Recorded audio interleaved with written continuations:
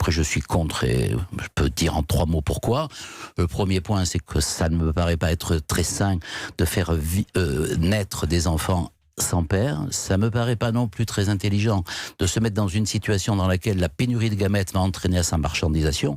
Et enfin et surtout, j'écoutais le Premier ministre quand il était mon collègue à l'Assemblée nationale. Il avait publié une tribune et il disait « Je m'opposerai résolument à la PMA ». Il dit qu'il a fait un cheminement. Et maintenant, il dit je m'opposerai résolument à la GPA. Vous savez la phrase de Nietzsche, hein, c'est la phrase de Nietzsche, elle est terrible.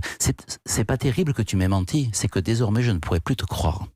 Jean Leonetti, une dernière question. Par le passé, la droite s'est mobilisée contre le Pacs, contre le mariage pour tous, qui sont aujourd'hui entrés dans les mœurs.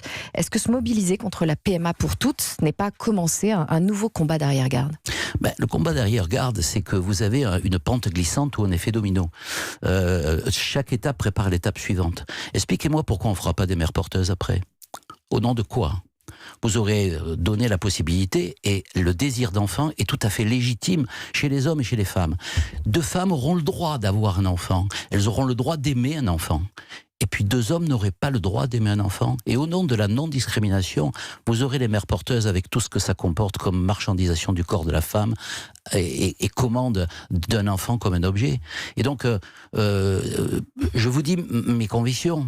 Mais si un jour les mères porteuses arrivaient sur la table législative, je m'y opposerai avec la plus grande violence. Parce que je pense que ça sera la fin de la considération de l'humain et de la dignité de la personne humaine. Merci Jean Leonetti.